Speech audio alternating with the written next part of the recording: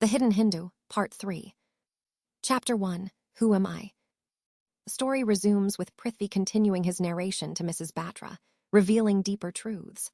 Om finally regains his complete memory and makes a shocking revelation. He is Devdwaja, but so is Nagendra. This creates a paradox.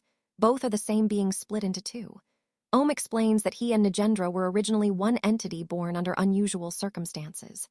Meanwhile, Om saves Vrishkapi by transferring poison from his body into himself, showing his immense power and responsibility. However, while everyone believes Nagendra is dead, the truth is far darker. Nagendra is secretly revived by Shukracharya, now stronger and truly immortal. Chapter 2, The Drowned Dwarka. Nagendra, Parimal, and LSD move toward their next mission. Nagendra sends them to the submerged city of Dwarka, the ancient kingdom of Lord Krishna beneath the sea. Parimal researches its history and realizes its deep connection to the Mahabharata.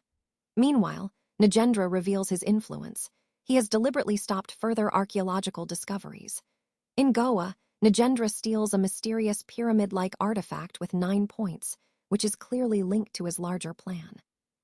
This chapter blends mythology, archaeology, and conspiracy to show how ancient truths are hidden from the modern world. Chapter 3, The Flag Bearer. Om begins narrating his origin story from the Satya Yuga. He was born as Devdwaja in a peaceful, divine era, but he always had two opposing forces inside him, good and evil. The evil presence inside him later becomes Nagendra. Om describes his childhood, including his bond with Nibhisha, a mystical creature, Navganjara, with extraordinary abilities. However, his uncontrollable violent side begins to surface, shocking everyone in his village.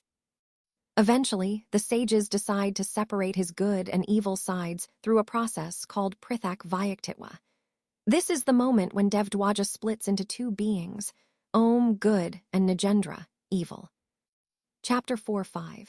Messengers don't have names / messengers have names. These chapters explore hidden identities and roles of individuals connected to the larger mission. Characters begin to reveal their true purposes. It becomes clear that many people are not what they seem. They are messengers of larger cosmic forces.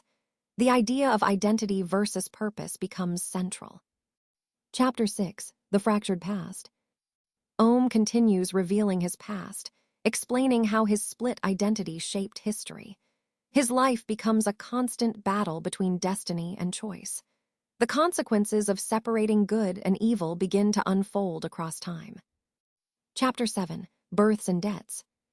This chapter introduces karmic cycles, how actions from past lives create debts that must be repaid.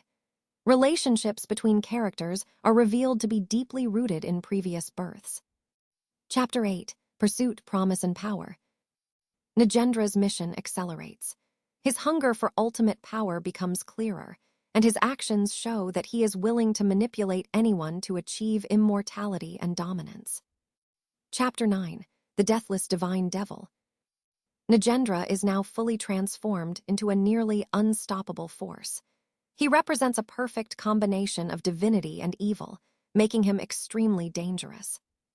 Chapter 10, The Celestial Betrayer. A major betrayal occurs, shaking the character's trust. This chapter shows that even divine or powerful beings can betray others for their own motives. Chapter 11, Tricked. Plans begin to collapse as deception comes into play. Characters realize they have been manipulated for a long time. Chapter 12, The 9 Avatars. This is one of the most important chapters. It connects the story to the concept of Vishnu's avatars and reveals how different forms and timelines are interconnected. The number 9 again becomes crucial. Chapter 13, Boon or Bane. Immortality is questioned again. Is it a gift or a curse?